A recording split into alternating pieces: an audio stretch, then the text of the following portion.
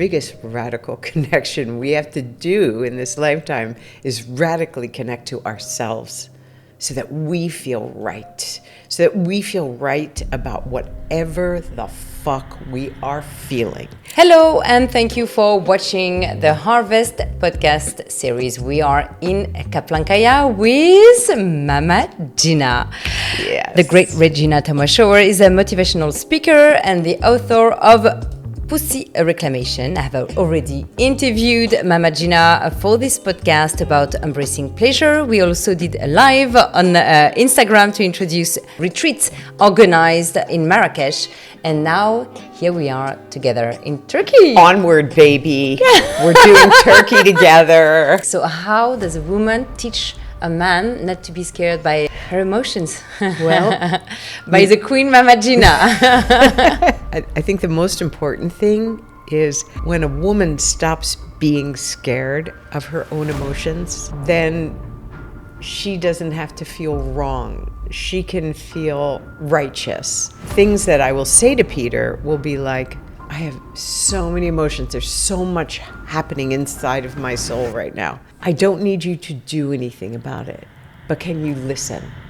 Hello and welcome to Kaplankaya on the southwestern Aegean coast of Turkey. We are recording the podcast, the Harvest series, where we interview amazing speakers, practitioners, and artists joining the Harvest Summit. I hope you will enjoy this episode.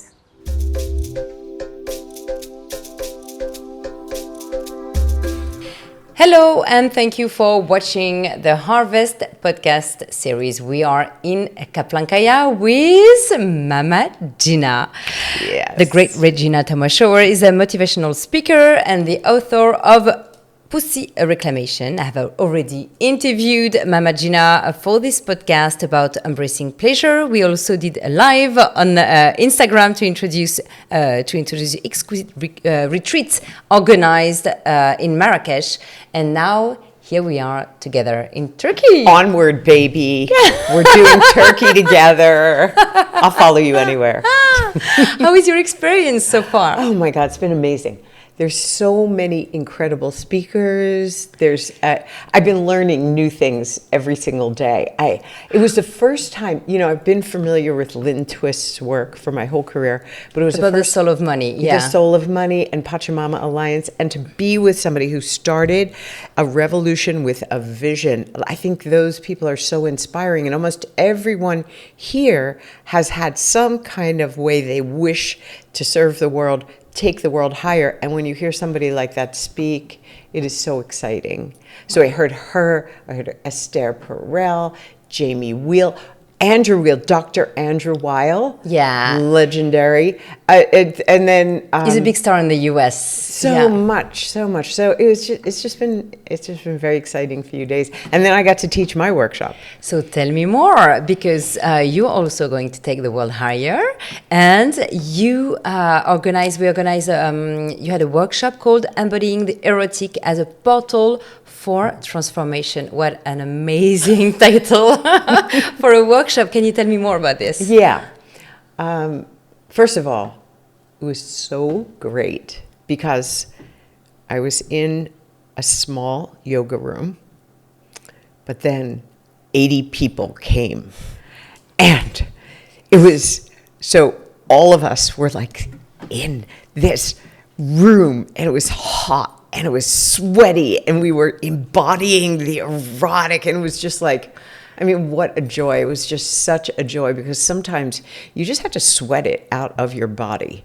And what do I mean by that? We live in a world where, you get asked this question every day. I do too. You get asked this question every day, which is, how are you? Mm-hmm. Yeah. Comment ça va? Comment ça va? Comment ça? And then what do you say? Ça va. Ça va? Très bien. Very good. Très bien. Yeah. In English, you say, fine. Fine. And you? Sometimes, yeah. Yeah, I'm good. Yeah. I'm okay. Yeah. And how many times are we actually ça va? Ouais. Or good? Or fine? We're many things. Like, heartbroken or depressed or feeling hopeless or feeling energized or feeling grateful or feeling ecstatic or feeling stupid or silly or ridiculous. Like, we're a million things, but we're never fine. Yeah. And so Interesting. what happens is the world teaches us to repress the truth about how we're feeling. And here's the worst part. We're taught we can't share how we're really feeling. Because, if you ask me how I am and then I say, oh, Rose, sit down. I have to tell you everything. I'm like, I'm sorry, Regina, I don't have time. I was about to go to somewhere else. Exactly. So we learn that whatever we're feeling is not the right way to feel, and that the only right way to feel is okay or fine or ça va. Just to be polite. Just to be polite. And so then we start to shrink. And so let's say a human being is like a piano.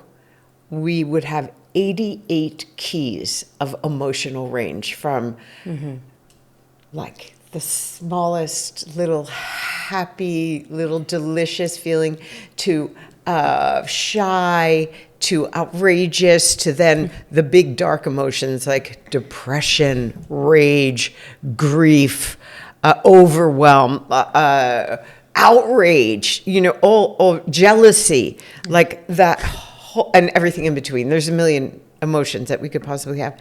But then we're only taught, no, you can't play these ones and you can't play these ones. You can only play middle C. Fine, I'm fine. And so then we start to disconnect from the fullness of who we are. And then we shrink and become smaller. And then the worst is we keep our truth from each other. So then when I'm thinking like, I'm not okay right now, I'm feeling a little, I don't know, lost. I'm feeling like I'm not sure what I'm going to do next. I'm in a transition. I feel awkward, but I can't tell anyone that.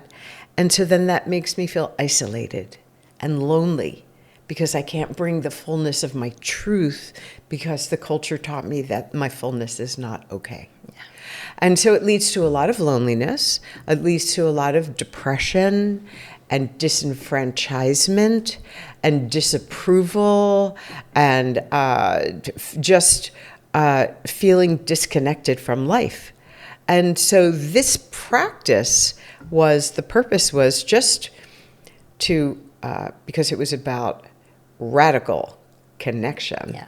And so I was like, the biggest radical connection we have to do in this lifetime is radically connect to ourselves so that we feel right. So that we feel right about whatever the fuck we are feeling, whether it is dark and angry or whether it is pure wild ecstasy or whatever it is, like that we begin to accept and own and feel grounded in the full emotional range. So the first thing that and by the way, this is a practice that I teach at my school, which is called the School of Womanly Arts, but Yes. I teach both men and women.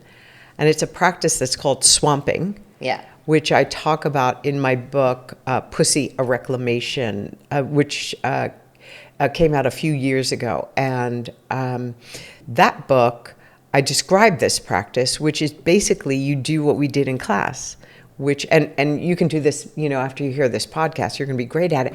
And by the way, it's not just good to do yourself, it's great to do with your kids. Really? Okay. Kids have a wide emotional range and they don't know what to do with their strong emotions. They don't want to we don't want our kids to be repressed like probably we were taught to be. We want them to be fully expressed. Or to give a space at least for that. It would be good, no? Yeah. So I taught my daughter to swamp when she was little. And what we would do is we would grab a bunch of pillows from the couch or the bed. We would put on a song,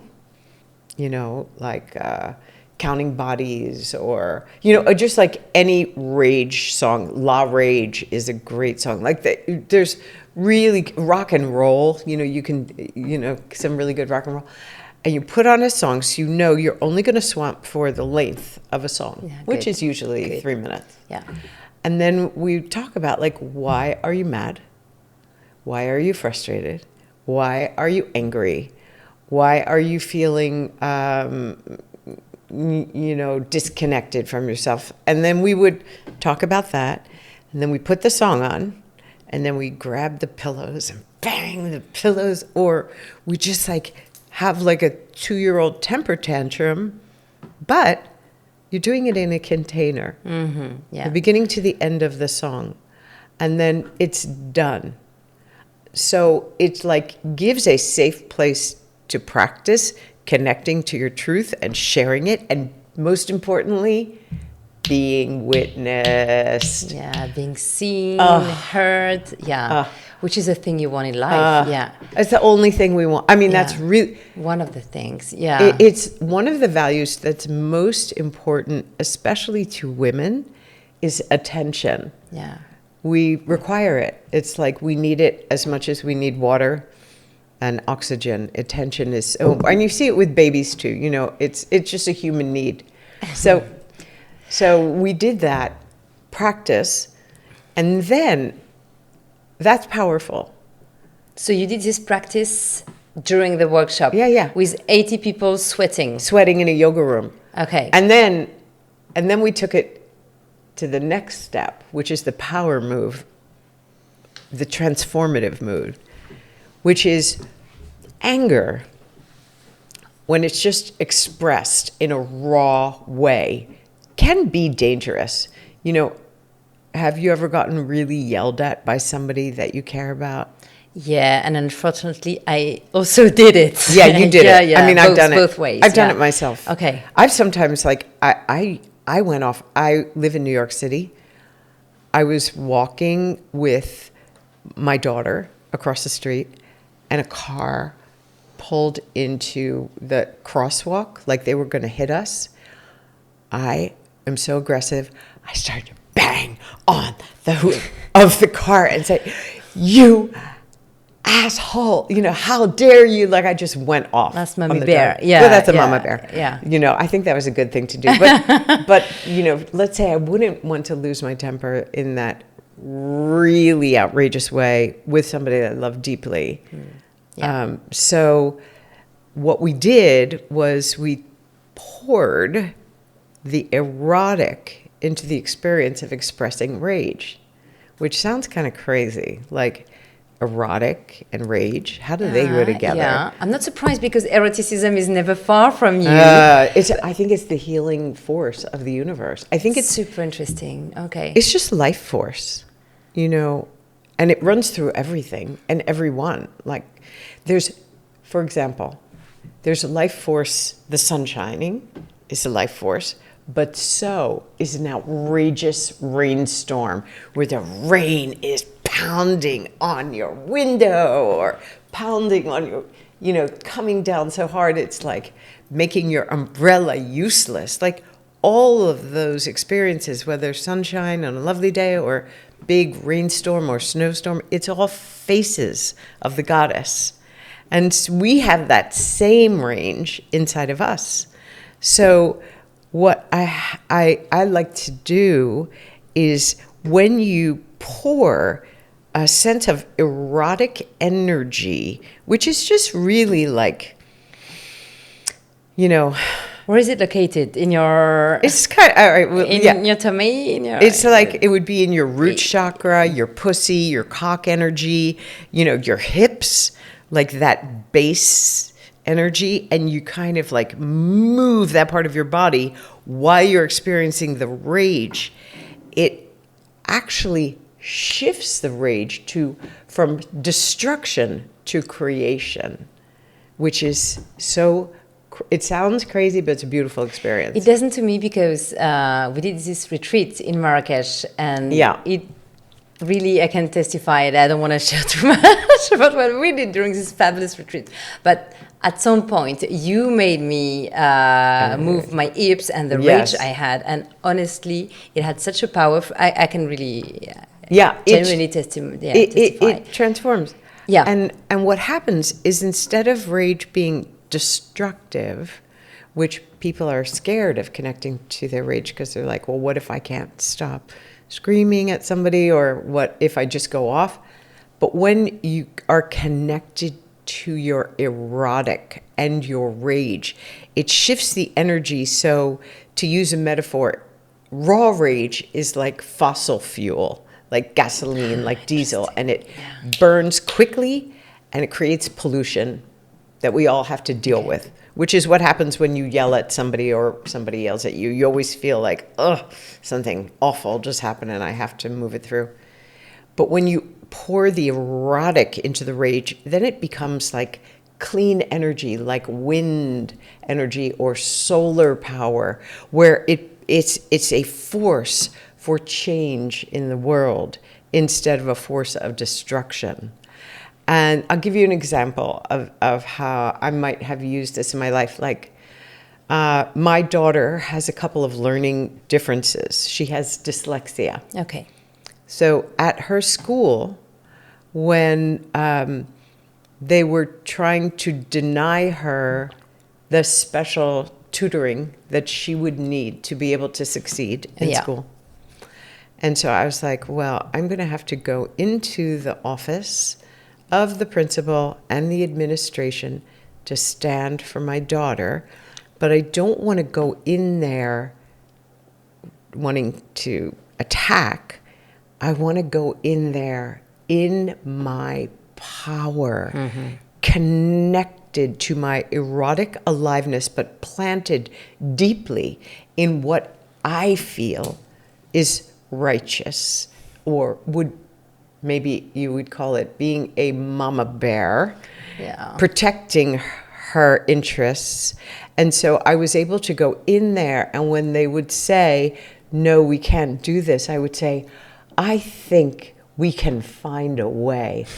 I think that together we are unstoppable. I think that we are going to create a solution that's bigger than you and bigger than me, and together we are going to find a way to help my child. Now, let's think about it. And because that way you get to invite the best of the person, and you bring your insistence that you are going to create a change that will take everyone higher. Did you manage? Yeah. Of course. It made me think when you were talking about Mama Bear and the woman you could have been. Yeah. Because the mothers, of course, we can be, but even the fathers also very protective and take things.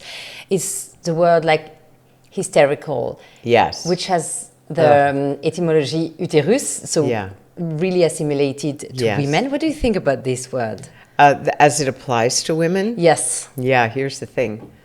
You know, women are so different from men. Men are more linear, like one step, the next step, the next step. Whereas women, we don't necessarily move in a linear way. We are more random. Like we can have one idea here and then another idea there. And then somehow eventually it will all tie together. Okay. We also are the feelers, right? We have 8,000 nerve endings. Recently, the studies have come out saying that we actually have 10,000 nerve endings in our clitoris, connected to our clitoris, which allows us to experience so much sensation in our bodies. And with that ability, we have a vast emotional range as well. Okay. And so we're almost like the feelers. And, you know, if somebody asks you 100 times a day, how are you feeling right now? You would have a different answer every 15 minutes. 15 minutes, okay. 15 seconds too. You know, really is like that, you know, because like you have a fun experience, but then you get a text message and then, you know, you're under pressure with your deadline and you have another podcast to do. So we are always, you know, rushing river of emotions. And men are not the same in that regard. You know, actually, men, so faced with a wild river of rushing emotions, a man could look at that and say, oh, she's hysterical. Yeah. But she's not hysterical. Maybe she's ovulating. Maybe she's menstruating. Maybe she is, thinking about the 10,000 things of the network of the people that she looks after, her kids, her family, her friends, her extended family, the people she's sleeping with, the people she used to sleep with, that what she's going to make for dinner that night. Like, it's just vast what we hold. And so the emotional range is righteous. So it's not a question of hysterical. It's a question of a different kind of, like we are just a different creature. We are emotional creatures in relationship to how men behave or men feel or men think. It's just different. Okay, but so we have like maybe more emotions or widest range, but they still have emotions and repression too. Yeah, they do. Yeah. And you could see how overwhelming our emotional range could be if they are more linear and more, one step at a time in one step. But it's actually, we're very different, but we work well together. Like my partner, Peter, he grounds me. Like he'll ask me how I am, and then I'll be able to be like, I am 3,000 things at once. And then he'll hold space for that. It doesn't scare him because... Did you teach him how not to be scared by this? Yeah? Yeah. Oh, interesting. So how does a woman teach a man not to be scared by her emotions? Well... by the Queen Mama Gena. I think the most important thing is when a woman stops being scared of her own emotions, then she doesn't have to feel wrong, Okay. She can feel righteous. And then things that I will say to Peter will be like, I have so many emotions. There's so much happening inside of my soul right now. I don't need you to do anything about it, but can you listen? Amazing. Okay. And then I can just like... Also, something that I've done recently with him, because especially with teaching all of the swamping it's funny. It's one of the things I get asked to do the most is to teach that practice to either men or women or both. And one of the things that I will do is sometimes I'll say, Peter, I'm so full of emotion. I don't know why. Could you just sit in the chair and witness me swamping? And then I'll just go off. I'll just like hit the floor and move my body and scream or cry. And then he'll hold space or he'll hold me, But only you can do that. I think, let's say, it's something for me to teach more and more, because I think that women's emotional range is very beautiful. And there's so much aliveness. It's like, and in our culture, we want it to be fine and good and sunshine every day. But, that isn't life. And we also don't really want that. We need the rain to soak the earth and the wind to clear the air and everything in between. The lightning, all of it. Yeah, I like when you tell Peter that he doesn't have to do anything about this, because it seems that sometimes when someone tells you an emotion, you take it personally. Yeah. And you feel like, oh, am I responsible for anything? Did I do something wrong? Right. And you are very defensive when someone shares your emotion. And I think that's a great thing to announce clearly from the beginning. Yeah. Well, because I know men very well, and I know that men always want to serve women. Mm-hmm. They always want to make us happy. They always want to look after us. Now, they don't always know how. And women don't tell men what we want. We keep it to ourselves. In fact, we do men a great disservice because, he says, where would you like to go to dinner? And then I say, oh, you pick. And then he takes me to his favorite Chinese. I was just thinking that. His favorite Chinese restaurant. I'm like, I cannot eat in this Chinese restaurant one more night. But did I say anything? No.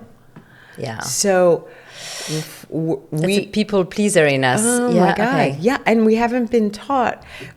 Think about it. We make all the men lead us, right? If you think of all the heads of state or the CEOs or the CFOs of all the company, you don't see women for the most part. You see men leading. Yeah. And so it's up to women to teach men what we want, what we need, what would make us happy, so they can give that to us, because they would love to.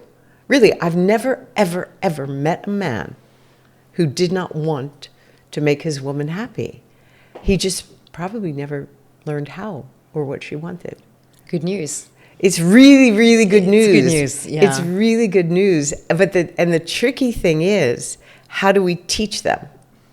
How do we have the courage? And that's why I go back to that swamping practice, because once a woman feels really right, well, for me, it always starts with her, like, feeling really right about her sensuality, her sexuality, her wide emotional range. And once she knows this is good, then she's more willing to have the courage to speak her truth. So do you think by swamping, the women reconnect with their emotions, and if they practice every day, at some point they will be aware enough and maybe helps. later brave enough to share? Wow. Yeah. And it's also nice to do the practice with other people.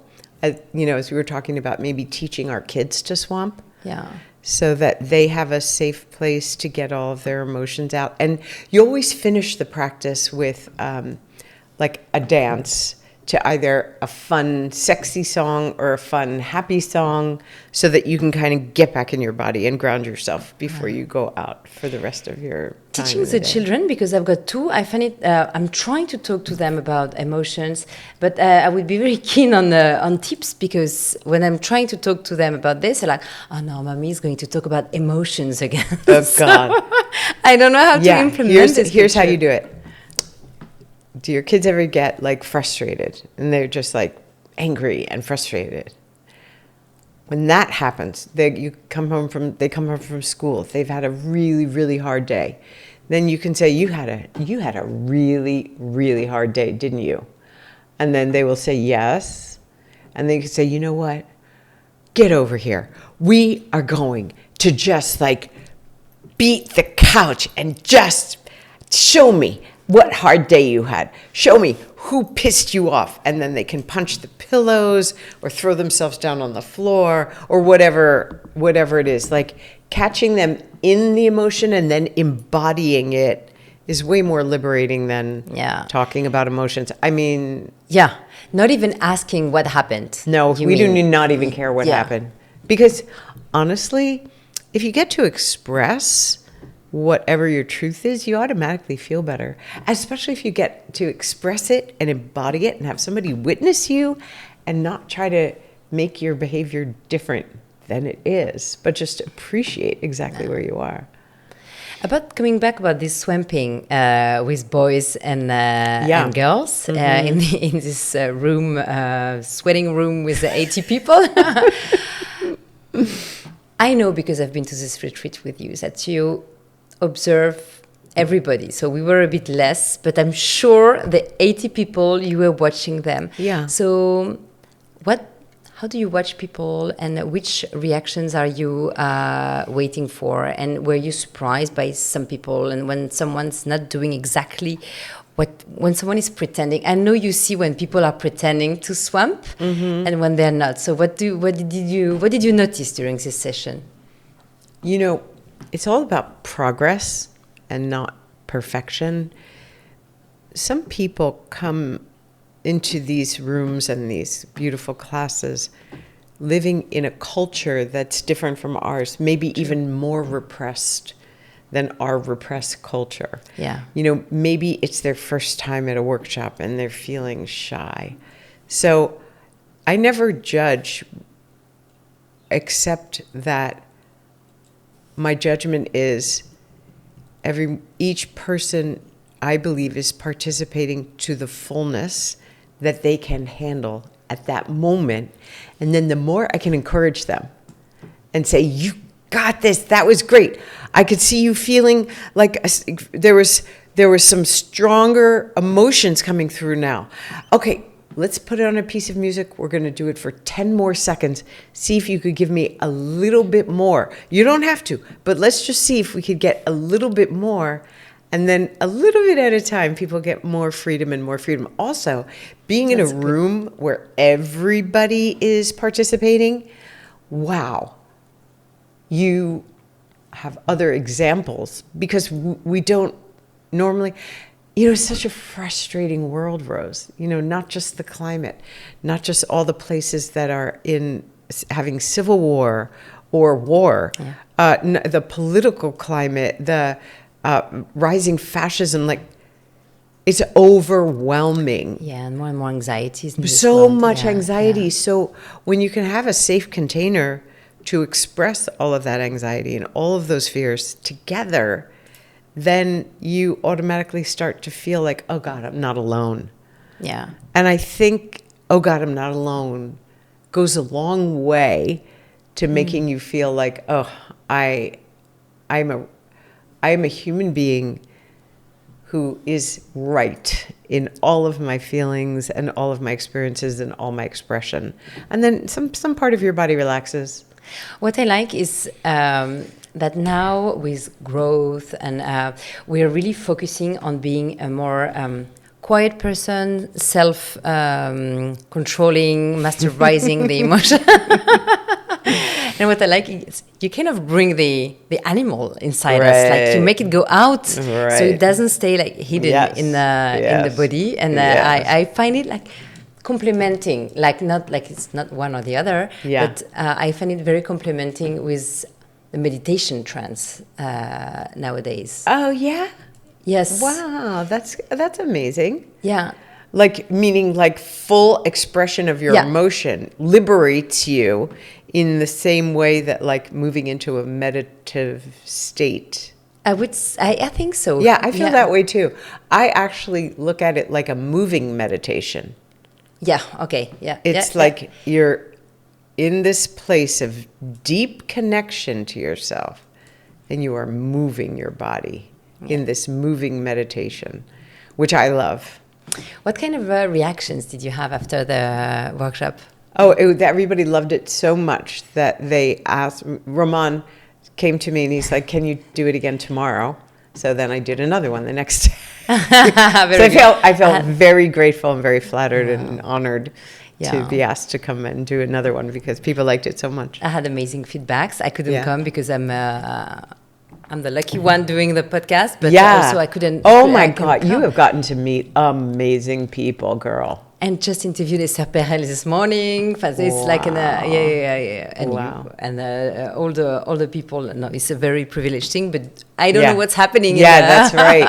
I've got to have insights from people, and they really loved your workshop. Good. So, what would be for the swamping the best way to do it for an adult? Would it be, for example, every morning? You would do that, or it's too much? Yeah, I do, because and I'll tell you why. I think that erotic life force is the strongest and most powerful force on Earth. There's erotic life force in the wind and the trees and the water, and so when we connect with that life force, we connect to our deepest knowledge. So there was a Audre Lorde, who was a feminist, incredible writer and poet. She wrote an essay called The Use of the Erotic as Power. And she said that the erotic is the nursemaid to your deepest longings, your deepest dreams, and your deepest desires. So connecting to that power allows you to connect to yourself, to the most sacred part of you. And so Don't worry, Regina. I caught you with your phone. Oh no! I turned it on Do Not Disturb, and I put the thing off. I don't know what's going on. Anyway, you'll show me later what button to push or not push. But I think sometimes the WhatsApp doesn't pay attention to the Do Not Disturb. Possible. But anyway, so what I have found is that when I do this practice every single morning, and then I can plug into my erotic aliveness and go out of my head, because my head is where all the crap is. It's like, oh, you didn't do this right. You should have done that. You're confused about what lecture you're going to go to. You know, what should you wear today? Did I say the right thing? Do I need to take a nap? Should I just forget it? You know, or whatever the thoughts are that are in my head. But when I can go into my body, then I can connect to my truth and my power and my home plate. And so I swamp every day because maybe I had some leftover frustration from the day before, leftover grief. And then what I can do is with that practice of swamping, I can connect to my truth right now. And I can start to feel better about who I am and what I'm doing. What I find very interesting is reconnecting to the erotic life force in a time where less and less people have sexual relationships, like in the couple, Yeah. and even single people, the young people, like there are Yeah. studies that they have less and less intimacy. So how do you read this? Well, that doesn't surprise me, because if you think about it, if you start to shut down a person's aliveness, then you're going to kind of shut down their sexuality. I think, you know, as you know, because you and I have talked pussy together, and my last book was called Pussy, a Reclamation. Fantastic book. Thank you.